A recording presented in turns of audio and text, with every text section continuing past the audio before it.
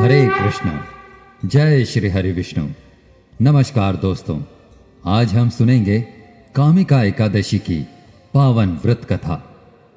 कामिका एकादशी एक ऐसी अति पुण्यदायिनी तिथि है जो मनुष्य के समस्त पापों का नाश कर उसे प्रभु चरणों की ओर अग्रसर करती है। आज श्रावण मास के कृष्ण पक्ष की कामिका एकादशी के इस पावन अवसर पर आप सभी श्रद्धालुओं को हार्दिक शुभकामनाएं। कामिका एकादशी के पूजन से जो पुण्य फल प्राप्त होता है वह गंगा स्नान, काशीवास, नैमिषारण्य तथा पुष्कर क्षेत्रों में भी दुर्लभ है। श्रावण मास में जो श्रीहरि का पूजन करता है उसके द्वारा गंधर्व, नाग और समस्त देवताओं का पूजन हो जाता है। इस कारण पापी मनुष्य को भी यथाशक्ति इस दिन श्री हरि की उपासना अवश्य करनी चाहिए।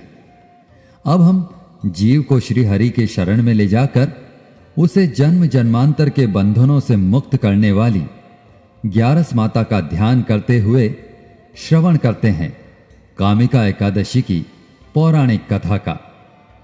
एक समय हस्तिनापुर का राजमहल विशेष रूप से प्रकाशित हो रहा था। महाराज युधिष्ठिर अपने राज सिंहासन पर ध्यान मग्न थे। हृदय में भक्ति और नेत्रों में प्रभु दर्शन की प्रबल उत्कंठा थी। तभी आकाश में मधुर संगीत गूंजता है। स्वर्ण विमान पर विराजमान तेजस्वी, शांत नेत्रों वाले और करुणामय दृष्टि से विभूषित भगवान श्री कृष्ण हस्तिनापुर के प्रांगण में अवतरित होते हैं।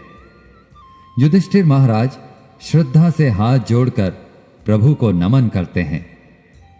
फिर भगवान श्री कृष्ण और युधिष्ठिर महाराज के बीच एक अत्यंत महत्वपूर्ण संवाद होता है।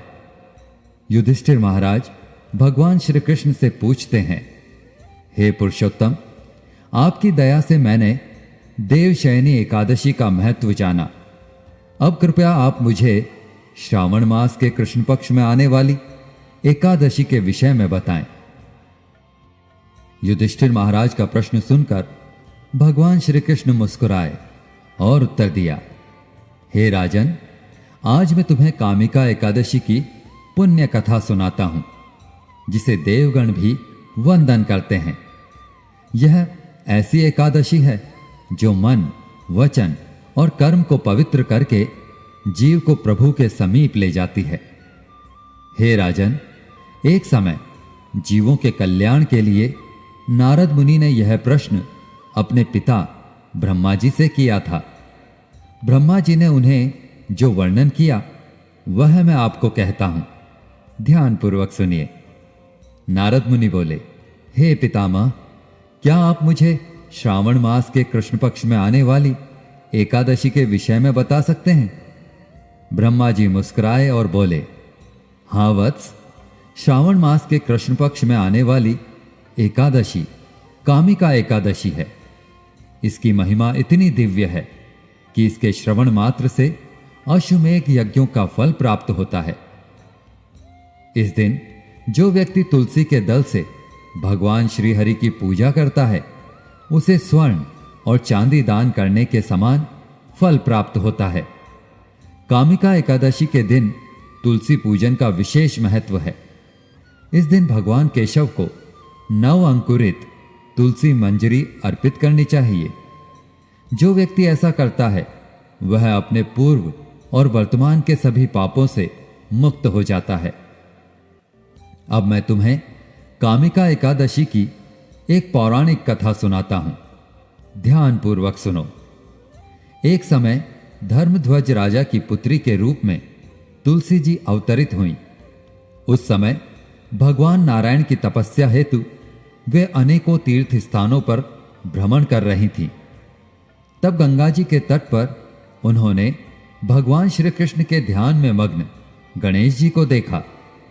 अत्यंत सुंदर, पीतांबरधारी, शुद्ध और ध्यान मग्न गणेश जी को देखकर तुलसी उन पर मोहित हो गई और उनसे विवाह करने की अपनी इच्छा उनके समक्ष प्रकट की। तपस्या भंग होने पर भगवान श्री गणेश बोले, हे देवी, आप कौन हैं? आपके यहां आगमन का क्या कारण है?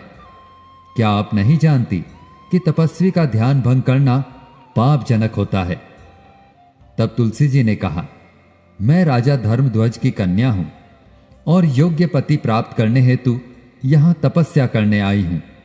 आपको देखकर मैं आपसे आकृष्ट हुई हूं और आपसे विवाह करना चाहती हूं। तब गणेश जी बोले, हे देवी, मेरी आपसे विवाह करने की कोई इच्छा नहीं है। कृपया करके आप मुझसे अपना ध्यान हटाकर किसी और योग्य वर की तलाश करें। गणेश जी के ऐसे वचन सुनकर तुलसी जी को क्रोध आ गया और वे बोली, आप मुझसे विवाह नहीं करना चाहते तो आपका विवाह 2 कन्याओं से होगा। ऐसा कहकर वे गणेश जी के गजमुख का उपहास करने लगी। तुलसी जी का यह रूप देखकर गणेश जी ने उनको श्राप दिया, हे देवी, मैं आपको श्राप देता हूं, आप असुर पत्नी बनोगी और उसके बाद एक वृक्ष बन जाओगी। यह सुनकर तुलसी जी को अपनी भूल का आभास हुआ और उन्होंने गणेश जी से प्रार्थना की कि वह अपना श्राप वापस ले लें। तब गणेश जी बोले, हे देवी, तुम भगवान नारायण की प्रिय बनोगी। समस्त मनुष्यों के लिए तुम्हारे द्वारा किया गया पूजन लाभकारी रहेगा, परंतु मेरे लिए तुम हमेशा त्याज्य रहोगी। इसके बाद आगे चलकर तुलसी जी शंखचूड़ असुर की पत्नी बनी और भगवान नारायण के प्रिय तुलसी के पौधे में प्रकट हुई। आगे भगवान श्री कृष्ण कहते हैं, जो व्यक्ति कामिका एकादशी के व्रत का पालन करता है उसे संपूर्ण पृथ्वी के दान, बछड़े समेत किए गए गाय के दान आदि के समान फल प्राप्त होता है। यह एकादशी सबसे शुद्धतम है और पापों का नाश करने में प्रबल है।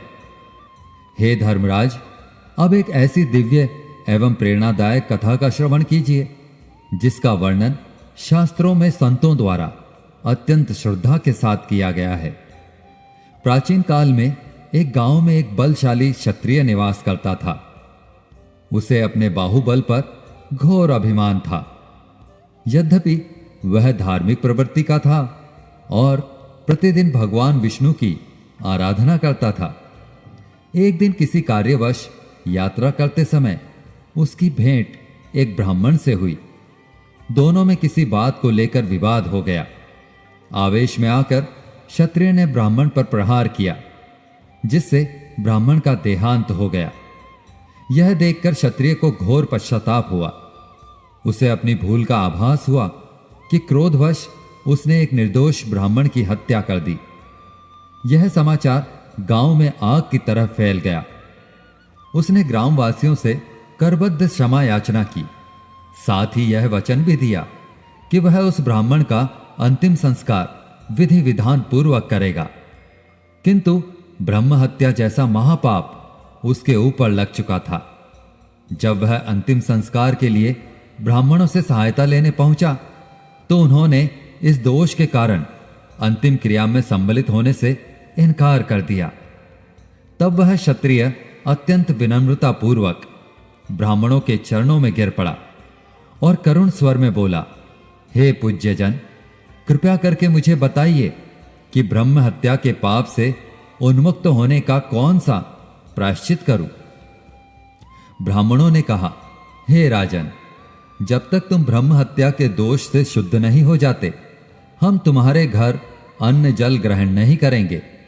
यदि इस पाप से मुक्ति चाहते हो तो श्रावण मास के कृष्ण पक्ष की एकादशी, जिसे कामिका एकादशी कहते हैं, उस दिन श्रद्धा और विधि पूर्वक भगवान श्री हरि की उपासना करो। ब्राह्मणों को आदर सहित भोजन कराओ तथा यथाशक्ति दान दक्षिणा दो।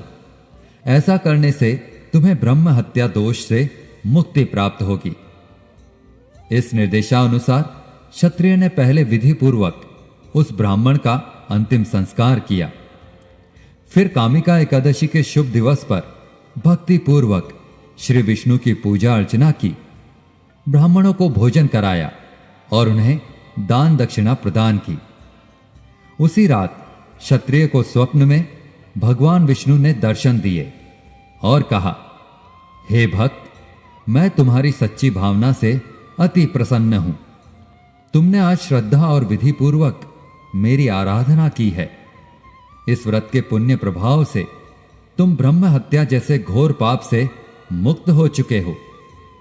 यदि कोई भक्त सच्चे हृदय से अपने पापों के प्रायश्चित हेतु एवं भविष्य में पुनः ऐसी भूल न करने के संकल्प के साथ कामिका एकादशी का व्रत करता है, तो वह जाने अनजाने किए गए समस्त पापों से मुक्त हो जाता है। इस प्रकार कहकर श्री कृष्ण भगवान ने अपनी वाणी को विश्राम दिया। धर्मराज युधिष्ठिर ने श्रद्धा से हाथ जोड़कर भगवान के श्री चरणों में मस्तक नवाया और कहा, हे माधव, आपकी वाणी में यह पावन व्रत कथा सुनकर मेरा मन भक्ति भाव से अभिभूत हो गया।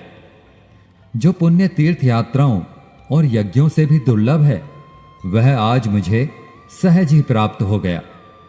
भगवान श्री कृष्ण ने मुस्कुराते हुए कहा, हे राजन, जो भक्त कामिका एकादशी का व्रत करता है और श्रद्धापूर्वक इसकी महिमा का श्रवण करता है, वह समस्त पापों से मुक्त होकर स्वर्ग और मोक्ष की प्राप्ति करता है। यह व्रत स्वयं रुद्र, ब्रह्मा और देवगणों द्वारा भी सम्मानित है। मित्रों, हम भगवान से प्रार्थना करते हैं कि भगवान श्री हरि विष्णु आपकी सभी मनोकामनाएं पूर्ण करें। अगर इस वीडियो में मुझसे कोई भी त्रुटि या गलती रह गई हो तो मैं क्षमा प्रार्थी हूं। तो प्रेम से बोलिए श्री हरि विष्णु की जय।